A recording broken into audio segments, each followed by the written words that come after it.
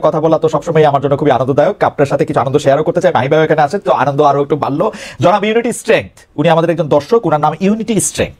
উনি আমাকে বলেছেন যে খালেদ তুই আমার সামনে আসতে পারবি, তোকে আপ্যায়ন করতে চাই। ইন্টারেস্টিং। জনাব আদিল রহমান পাতো, আমরা একটু পাকিস্তানের তেহরিকে ইনসাফ এবং এটি একটু শুনতে চাইছিলাম। আপনি এমন একটা মানুষের আগে আর্মিটা বাদ দিয়ে আপনার আগে বুঝতে হবে ইমরান খানকে। ইমরান খান যখন জেমিমার সাথে ডিভোর্স হয়, সেই সেটেলমেন্টের 5 না 6,000 কোটি রুপি উনি নেননি।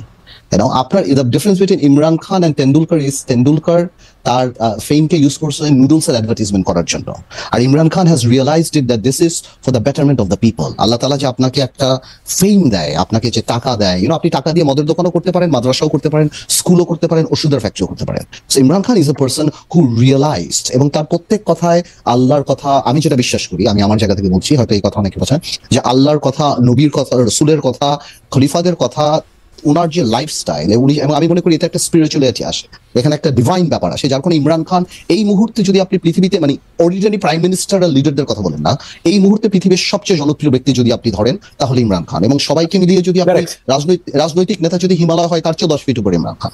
ইমরান খানের ব্যাপারটা পাকিস্তানের প্রাইম মিনিস্টার হোক আর না হোক, টু সাম পিপল সে জিন্নার চেয়ে উপরে উঠে গেছে। So the sacrifice he made, the fighting he did, and he's not very political. দেখেন ওর কোনো সেকেন্ড ম্যানের নাম কিন্তু আপনি জানেন না। সো ইনস্টিটিউশন কিন্তু সে বানাতে পারে নাই। তেহরিক ইনসাফের চেয়ে বড় সে। অনেকে ইমরান খানকে চিনে, তেহরিক ইনসাফকে চিনে না। সো আপনি যদি টিপিক্যাল পলিটিশিয়ানের কথা বলেন, তাহলে কিন্তু ওই সংগঠন উনি বানাতে পারেননি। কিন্তু ওনার personality so larger than life. উনি যেভাবে একটা ধরনের লাইফস্টাইল থেকে, উনি ওনার মার নামে হসপিটাল থেকে আরম্ভ করে, এবং শওকত খান থেকে, এবং উনি ওনার জীবন, ওনার নিজেকে যেভাবে পরিবর্তন করে আসছে, এবং উনি যেভাবে ইসলামকে, ইউনাইটেড নেশনে ইসলামকে, জঙ্গি ডেফিনেশনকে, এবং নবী করিম সাল্লাল্লাহু আলাইহি ওয়াসাল্লাম that lives in our heart, এবং when you say something about that, it touches the heart. Well, when ওনার এই কথা touched the billions of Muslims, millions all over the world, so he became a global leader. Imran খানকে পাকিস্তানের prime minister হতে পারলো, army support করলো, জেলে থাকলো, না বেরোলো, আমার মনে হয় ইমরান খানের জন্য জাস্টিস হবে। মানে দুটি প্রশ্ন, একটা হচ্ছে যে বাংলাদেশে আপনি ইমরান খানের যেরকম ব্যক্তিত্বের কথা বললেন, এরকম একটা ব্যক্তিত্বের অভাব কি দেখেন, যে এরকম একজন নাই বাংলাদেশে?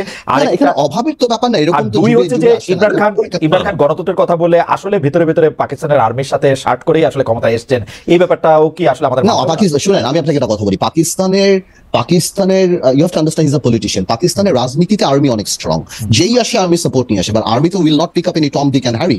যখন নওয়াজ শরীফ আর বেনজির ভুট্টো পপুলারিটি অনেক পড়ে যাচ্ছিল, পাকিস্তান ওয়াজ নোওয়্যার, এবং অ্যাকচুয়ালি পাকিস্তানের মতো করাপ্টেড কান্ট্রি রিয়েলাইজ দ্যাট এখানে করাপশন থামতে হবে, তখন দে সাপোর্টেড ইমরান খান। ইমরান খান প্রথম নির্বাচনে 1টা সিট পেয়েছে, তারপর 2টা নির্বাচন করেনি, তারপর 30টা পেয়েছে, তারপর উনি ক্ষমতায় আসছে, বা ব্যাকড বাই আর্মি বা হোয়াটএভার হয়েছে। বাট আমি মনে করি Imran Khan is larger than life.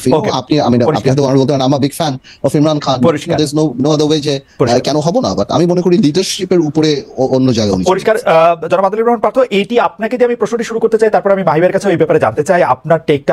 আমরা একটু শুনতে চাই যে বাংলাদেশ সরকার যখন, আমরা যেটি নিয়ে আসলে পোল করেছিলাম, যে বাংলাদেশ সরকার যখন শেখ হাসিনা পাসপোর্ট বাতিল করলো, তখন আমরা খবর পেলাম ভারত